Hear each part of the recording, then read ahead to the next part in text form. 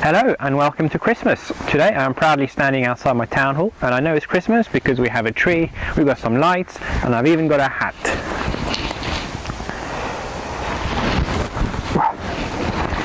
It's a Christmas pudding, so let's have ourselves a very merry French Christmas, and we'll see you in a few seconds.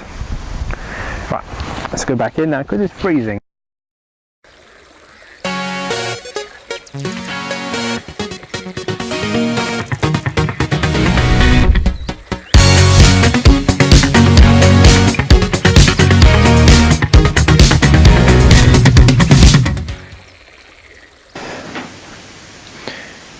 Right, so we are in the Élevage Olivet office, which I have very carefully decorated. Right there, see, look, if you shake it, it goes all snowy. Hopefully it's in focus. So, very nice, I hear you say, very tasteful, but where is your tree, you ask? Well, let me show you.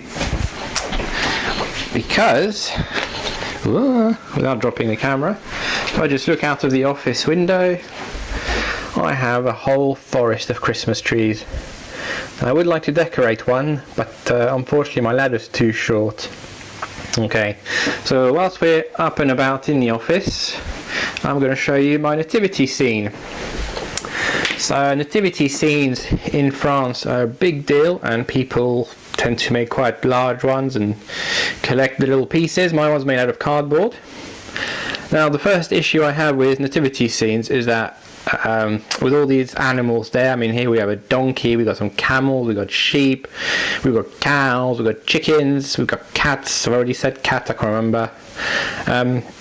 Yeah, there's going to be a lot more poo than is represented there. The whole barn would be basically covered in poo, so that's not very realistic there.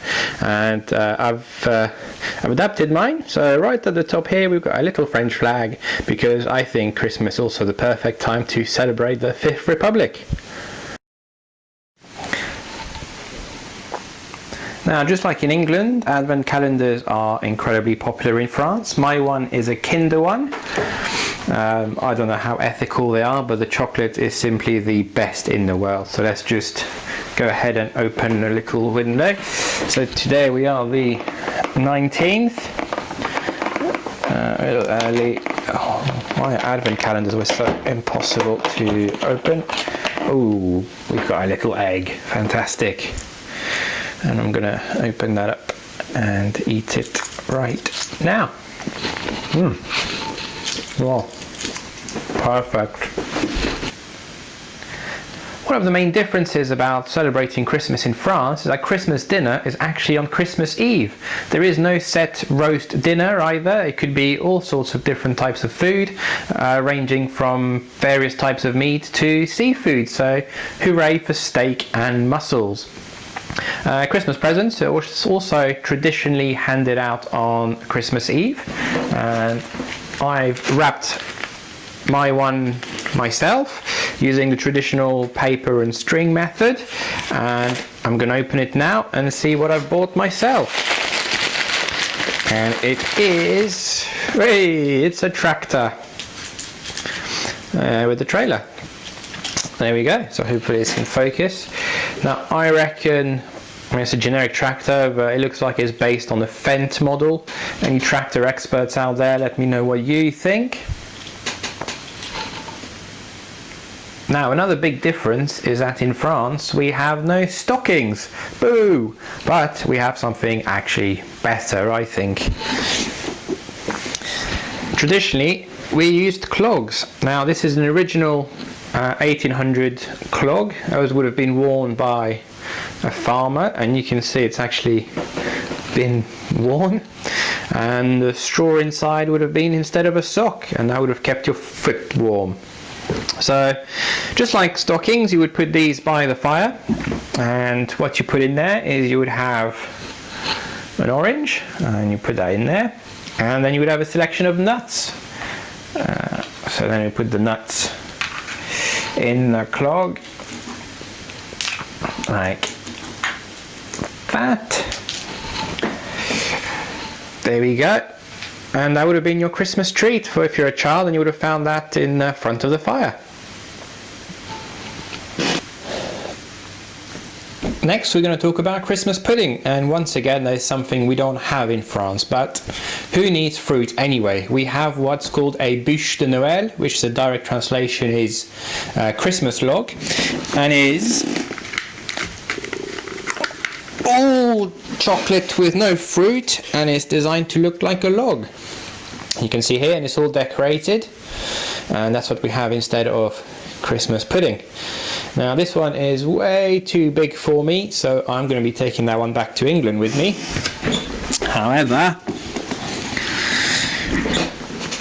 I found this little one, and I'm going to eat it right now.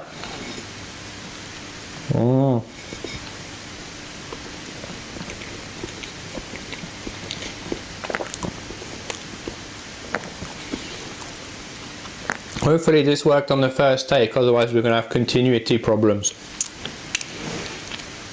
It's very messy as well. Delicious. Now we have a little selection of traditional French Christmas sweets, and the first one is those ones. They're not normally all that colour, you get various colours, but they're mostly made of marzipan and traditionally dates as well. So those ones would be the traditional ones, and I remember making one of those at school when I was 6. So yeah, if you like marzipan, they're very nice. And the next thing we have is called papillote, and those sweets are recognised by the frilly edges. Whatever brand you buy, they've got little frilly edges, and inside, I suppose these are the equivalent of French Christmas crackers, as you have them after Christmas dinner, and just like crackers you have a little message inside, and just like crackers they don't really make any sense. Let's try a different one that might make sense. Does mean I'm going to have to eat 2 of them now. There's no continuity problems here because I've got a whole packet of them. Right, so these seems to be questions. What is, obviously in French, what is the main ingredient of caramel? Is it 1 sugar, 1 milk, 2 milk, or 3 flour? And the answer is sugar. Well, there you go, just as good as crackers. Oh, I've forgotten how good they were.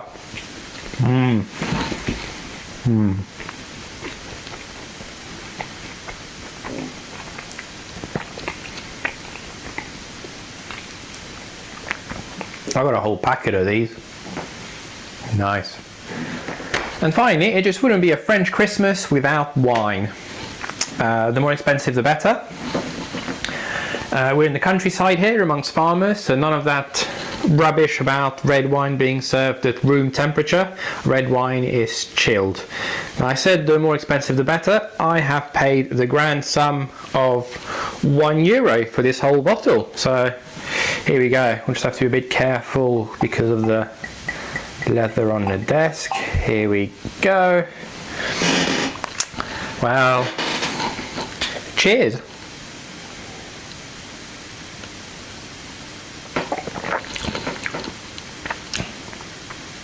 That's not bad for €1 actually. I might drink the rest of that later. So, Merry Christmas. See you in the next video, and don't forget to find our Facebook page, our Twitter page, and to comment and like this video. Goodbye.